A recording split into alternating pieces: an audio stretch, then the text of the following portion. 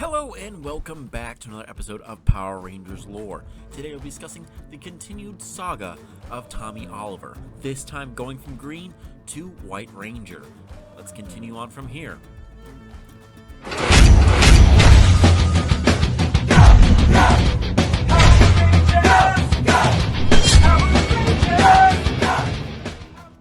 The story of Tommy becoming the White Ranger doesn't really start with Tommy at first. It actually sets up with a bunch of different stories leading up to his reveal as none other the White Ranger. Spoiler alert, if you didn't know that, it's already been almost 30 years. So, good luck here. Now, the characters that are shown up here and there are popping up are nothing more than red herrings to be introduced into the series. Several key characters keep showing up over and over again, meaning that there's someone that's going to be someone big in the future. Possibly. One of the first ones you show up on screen is none other than a guy named Richie. He shows up wearing a white t-shirt, being very helpful to the group, and is also considered to be one of the new love interests for Trini. Now, this is a very good alluding to Tommy first introducing himself and being, hey, close to Kimberly, we have someone here. He looks smart, happy, good, and apparently really, really talented with fighting, or so it is thought. And you start to get the same similarities because he keeps going off and gets really well close to the group. They all seem to like him, and they have no reason to doubt that he's going to be a good person at all. So they continue on going from there. When there's another one introduced, Curtis. This guy's the cousin of Zach, and another setup for someone who could be a good Power Ranger and could easily blend into the team. He has skills very similar to Zach, as well as certain talents here and there. Him and Richie soon bond, and they're both wearing white shirts, leading to the possibility that they could be the next Ranger, the White Ranger. However, they are nothing more than red herrings to throw you off the scent, as we actually are going to be going back to Tommy. Now, Tommy isn't seen during all these episodes. He's actually in the background, redeveloping and coming over the fact that he's no longer going to be the Green Ranger. He's actually at the shore of one of the lakes one day, just basically relaxing. He's drying himself off when suddenly he's teleported away by a white light and never seen again. Now, some of the Rangers later on find out that something else is going on. There is a new experiment. Zordon and Alpha have a little side project going on there, and they hear about a new Ranger, a new replacement. They're already going, what the heck is this talking about? They have a bunch of different theories about who could it be, and none of them are Tommy, because they've not been speaking to Tommy at all recently, and if it was Tommy, why would they be so secretive about it? That is a very good question on so many different levels. Well, Zordon is not known for being very forthcoming with a lot of information that he is, unless it has to do that key battle scene. He knows all the monsters, he knows a lot about Rita, but doesn't share too much about her past or her connection to him, or why she had the green morphing power coin. Now, what makes this new candidate so much better than the Green Ranger? Well, he is going to be created from the white light of good. What exactly does that mean? That is a very vague answer. It basically is saying it's impossible for darkness to control him or steal his powers. He is powered up. There is some alluding that Zordon himself gave him that power through some other connections, and he does have a power coin later shown. How exactly he has his power coin, we're not exactly certain, because we know that Zordon didn't create the power coins, but was their caretaker for a time being. But what they're basically setting up there is that this one is not going to have his power stealing at all like Tommy had, nor is he going to be turned evil at all. There's no way possible, because he's protected by the white light of good. Beyond that, we have no introduction of or explanation of what the white light is, and we can only speculate what it actually was. I believe it's actually morphing grid, pure morphing grid energy, filtered through and unable to be corrupted by, well, darkness itself. However, then suddenly all the Rangers are teleported to the command center, and a white light shines down. They are all turning awe and confusion of going, oh no, it's going to be this, it's not going to be Tommy, it's going to be a new guy. I really wish it was Tommy. When it's actually revealed to be Tommy, and he is there to be the new White Ranger with his new sentient sword, Saba. Now, Saba has a personality of his own and is very deadly, as well as very sarcastic, and will come to clash with none other than Tommy a few times early on series until they eventually work together. However, this is the perfect time for him to be introduced to the team, because the team itself is having a huge issue here with Nimrod the Scarlet Sentinel. He's one of these Scarlet Sentinels, or 3 monsters that have easily defeated the Thunder Zord single-handedly. However, they've returned and are here to basically ruin the day of none other than the Power Rangers. However, this time returning, Tommy is now the official leader and set up the entire way from there on out. He single-handedly fights the Scarlet Sentinels and would be in command of the White Tiger Zord with the help of Saba. However, because of their inexperience in working together, they quickly crash the White Tiger Zord and send it tumbling on its back. However, him and Saba quickly rectify this issue and work together and get things going from there on out. And for the first time ever, Tommy gets inside the Zord cockpit. Yes, the other Zord, the Dragon Zord, he did not have a cockpit at all. Usually he just jumped on top of it. But this time he's able to jump on top of the White Tiger Zord and then enter it to sit in its cockpit once and for all. To be like a normal ranger there. Once in the cockpit, he changes it into its warrior mode and then beats the living crap out of Nimrod and the Sentinels. However, until the Sentinels turn the fight around and they force the Tiger Zord back into its Tiger mode, ejecting Tommy, sending him flying back. Now, this is a little more of the storyline going here as the Scarlet Sentinels advance on his Zord, and he calls for help from none other than Jason, the former leader, who was kind of just pushed aside right down there. However, Jason does not hold anything back and quickly responds by assisting his old friend and comrade and now new leader of the team. He sends forth his own Red Dragon's Thunder Zord, and they do battle again, rides on the Tiger Zord into battle, turning the tide once more, and basically defeating the monster once and for all. But not before turning into the Mega Tiger Zord, with a combination of all the Unicorn, the Falcon, the Lion, and none other than the Firebird itself all showing up, combining all into one new Zord, defeating the Sentinels once and for all.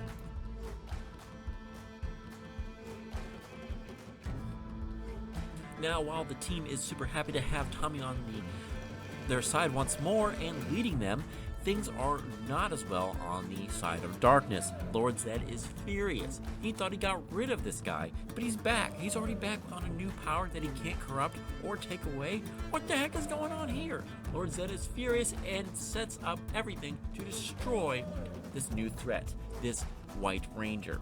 Now, he is out on his own scheming and decides he needs to step it up and go even deeper and darker and call upon every power he can.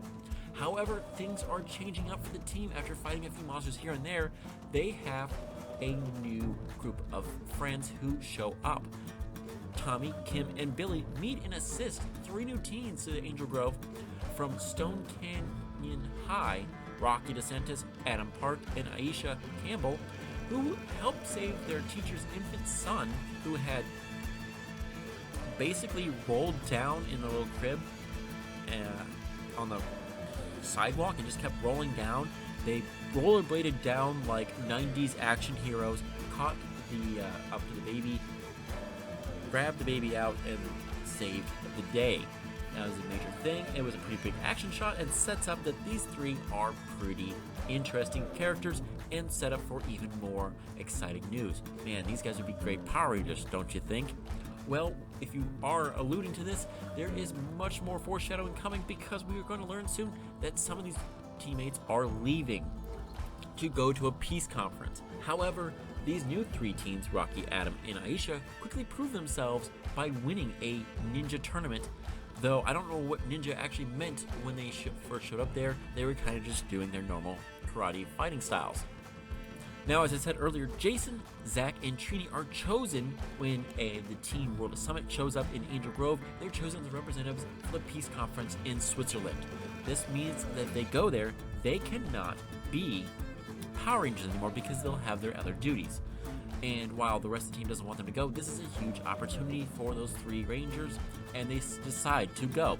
However, their replacements turn out to be none other than Rocky, Adam, and Aisha. However, things have to be a little bit different here. They have to, instead of just easily giving them the power coin, they have to do it a certain way. They have to go to another planet to retrieve a special sword known as the Sword of Light that was basically left behind on a barren wasteland of a planet that had long been destroyed. had nothing, no sense of life at all left on there, and exactly whose sword this was, we don't know. We just know that the Sword of Life is necessary for the Rangers to transfer their powers to future generation of Power Rangers, at least if they're going to use those power coins. However, Lord Zed hears about this scheme because he's always watching these teens, and especially Tommy, and hears about this and summons forth his own sword. Yes, the mighty and all-powerful Serpentera, by far the most powerful Zord of all time, and he quickly travels after them, flying, not basically a little bit faster than the speed of light, because he's catching up to these kids really quickly who just teleported and found the place. He's already there and about to destroy the planet. They succeed in retrieving the sword, but Jason and the rest have to basically hold up against the Serpentera, and they quickly realize their massive swords are really basically puny little pint-sized puppies compared to the almighty mastiff of the Serpentera. This thing is huge. One of its legs is as big as the Tyrannosaurus Zord, or the basically the little baby dragon that it is compared to the mama dragon that Serpentera is. However, the Rangers do succeed and are able to basically get the sword out. Tommy uses the sword while Jason, Zack, and Trini transfer their powers to Rocky, Adam, and Aisha. Now, Tommy is sad to see his old friends go and live their lives, but he knows that these new Rangers will be there to help. The rest of the team is also sad by this, but they have to go on with their lives. Now, if you're in the comic thing, you know that the Peace Conference is not actually a Peace Conference, but instead they're going to intergalactic planets, and they are lying to everybody about doing so. However, that is not official canon for the comic book and the TV show, so we're going to keep it to the normal TV show lore that we know.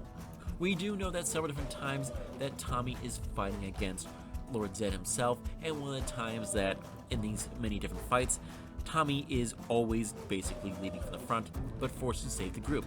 And one of the times he is forced to save the group, it is none of the times where Lord Zed calls his sword a plastic sword and insults him. I decided I had to bring this up because it is the most funniest thing ever, breaking the fourth wall, Lord Zed. Good job on you. However, things get more complicated when Rita Repulsa returns and causing new trouble, and marries Lord Zed. How does she do this? Well, she poisons him with a special love potion, forcing him to fall in love with her, so that she can stick around because she knows that Lord Zed would not allow her to remain otherwise. Even so, they continue to fight against these new power couple, essentially, and defeat them, Tommy leading and the Rangers falling right behind with no issue at all. Though slight little hiccups along the way, they are always able to overpower any type of scheme that these two have. However, then Rita calls upon the Wizard of Deception, which she has him do a special little spell that lets him create another Tommy. However, this Tommy would be her evil Green Ranger Tommy, not this new White Ranger, because they couldn't corrupt the White Tommy Ranger at all because of the white light of good. To do this spell, though, the Wizard of Deception had putties attack him, knock him out, and then take a lock of his hair to create the Evil Green. Now, this Evil Green is an exact clone of him, but under the control of none other than Tommy Oliver. None other than the control of Rita Repulsa as Tommy Oliver when we first met him in the original series. The Wizard of Deception also gets rid of all his allies by basically sending Rangers back to colonial times. Yes, the 1600s, I believe, is the exact numbers. So pre-revolution times, guys. And I didn't know Angel Grove was around during colonial times because it doesn't make any sense why it would be. Just think on that, guys, because remember, it's in California and it didn't come until the 18... Yeah, it gets complicated. Just say this. Colonial times, it's complicated. But Angel Grove existed, apparently. Now, with his friends in, well, essentially limbo colonial times, Tommy wakes up unaware that this has happened to him. He's basically been knocked out the entire time. He's got a massive headache, and he's going, what the heck happened? I was attacked by putties, and they didn't do anything? He doesn't really notice that his hair's being cut. Arguably, you wouldn't notice right away unless you had a mirror, and it really didn't. It was during his, time when he had, it was just long, so it was probably hidden there. He doesn't notice anything going on there. He goes back to eventually and finds out that they've been sent back in time, and he's forced to deal with the evil clone version of himself, who is out to basically kill him, to prove that he's number one and the only true Tommy. Now, they fight in a very fierce battle, clashing back and forth, and it is pretty epic for all our viewers here and there. But Tommy, or original Tommy, is easily able to outwit the Green Ranger and found out where the others are being sent. Because basically he goes, gets the arrogant, evil version of him to basically do taunting matches going, you're never going to find them. They're back in the past. The colonial times. Which should confuse many people, because when you think colonial times, you think of like the east coast of America that was filled with cities, and man, my history site's really coming out, I'm sorry. There should not be a colonial Angel Grove. Let's just say this. Now, he goes, oh crap, I have to go back there and retrieve them, but how do I do so? And he quickly realizes what he has to do, gets basically sent back there as well, goes off to retrieve it, and destroys the wizard. Now, as with the original Tommy, once the Green Ranger spell was broken, Clone Tommy is freed. He's no longer bad, which means that they had cast a new spell to prevent this Clone Tommy from being good entirely at all. It gets complicated. So now there are two Tommies back in the colonial times, because they have Wizard of Deception and Evil Tommy had followed back after Tommy, looking for his friends to stop him from doing so. And the spell gets broken, and now there's two Tommies, both good, both rangered up, one in white, one in green. Not a problem right there, unless you're evil. Now, this Clone Tommy starts to feel bad for what he's done. He's like going, what have I done? Basically what original Tommy had been forced to deal with when he had become free of the evil spell that Rita had put him under. Now, this is where things get more complicated. Apparently, not factoring in that when she would clone somebody, Rita didn't realize that while the spell corrupted people, it never stopped that core of goodness from being cloned as well. So, once the Wizard of Deception is defeated, now you've got two major menaces to deal with for the side of good.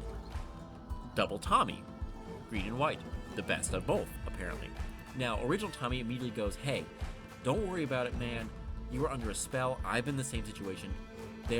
You couldn't control your actions. You have no responsibilities. No one died, and we're going to get out of this. Everyone was going to be fine and dandy after this. Now we have double Tommy power, and he decides, yeah, sure, let's do this. Let's get everyone back, and let's save the colonial area from the giant rat people.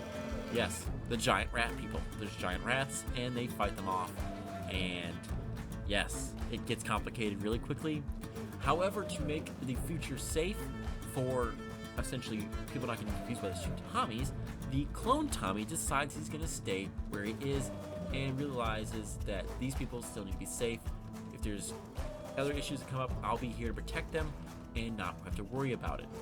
And it just wouldn't work out if there's two Tommies. Everyone would get confused. I would get confused. I'll just stay back here and live the life.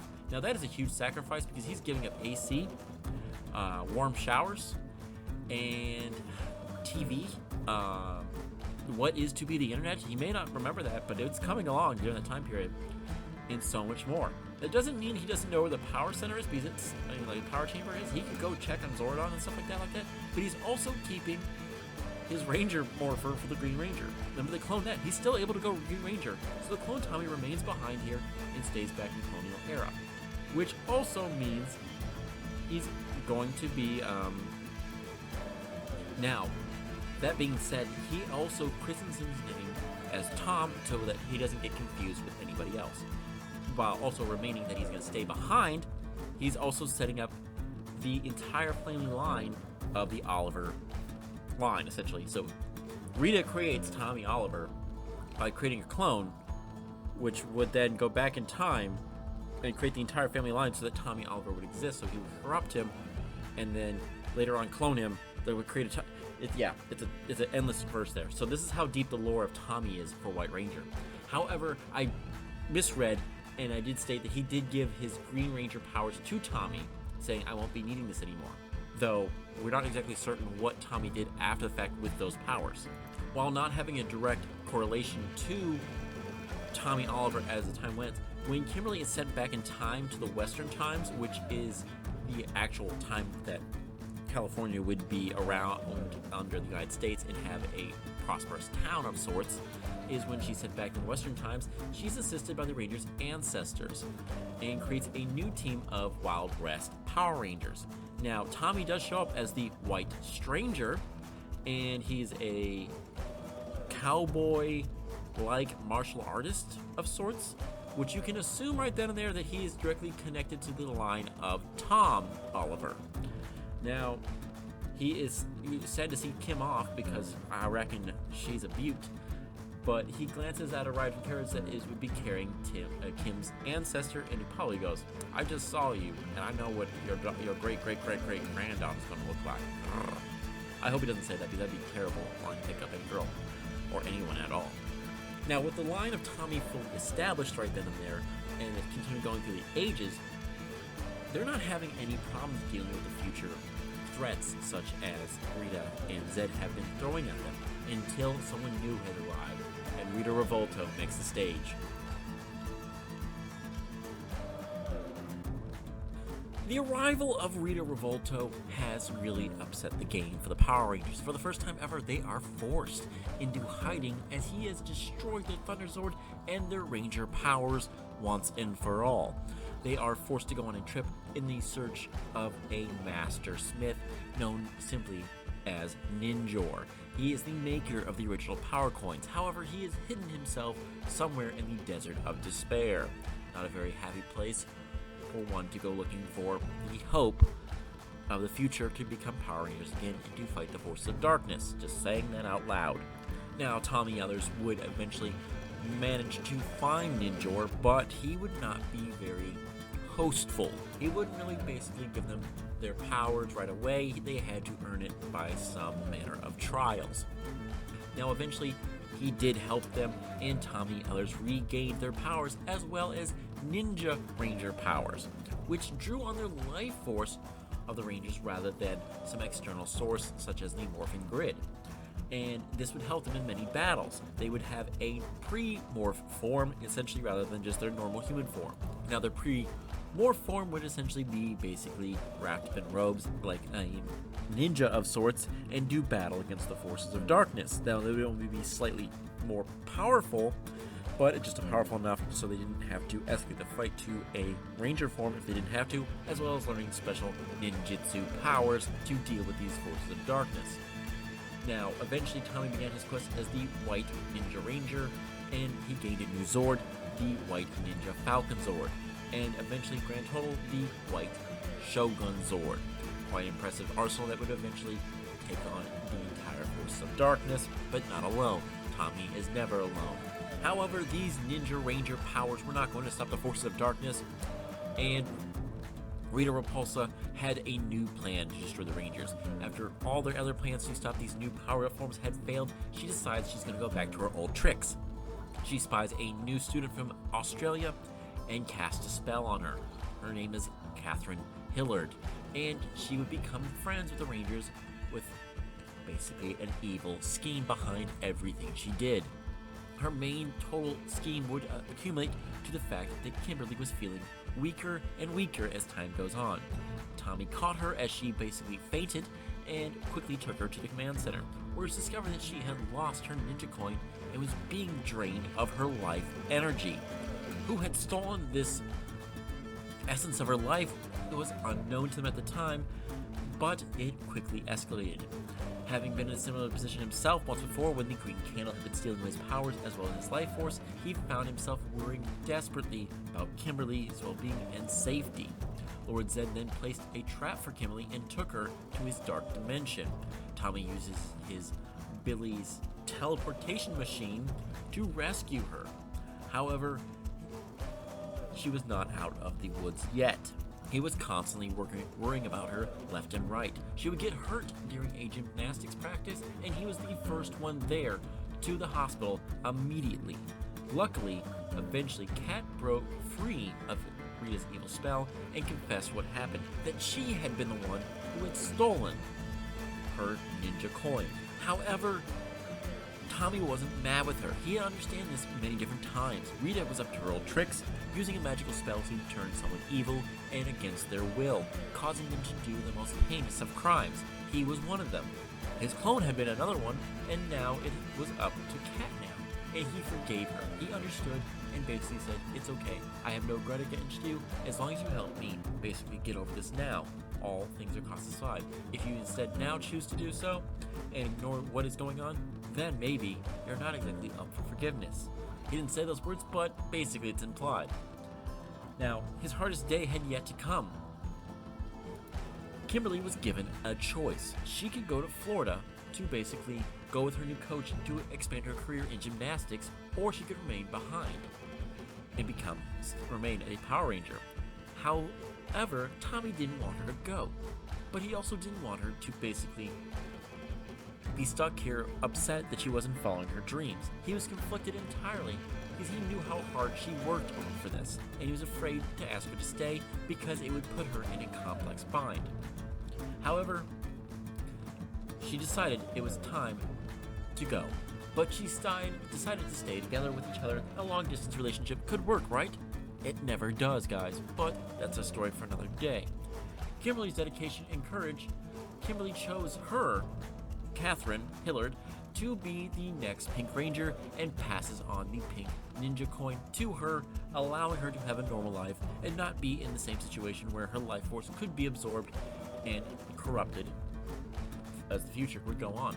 Now, eventually, through this hijinks adventures, they would get a new form, a metallic form, which would basically be another power-up that was kind of like a Super Saiyan version of Goku, essentially. They would do more powers and kick some butt here and there. However, it didn't last very long, as a new threat showed up. His name is Master Vile, the father of Rita Revolto and Rita Repulsa, and he is truly vile. He shows up and immediately turns the Rangers into kids, going, they can't change into Rangers if they're kids before they became Power Rangers.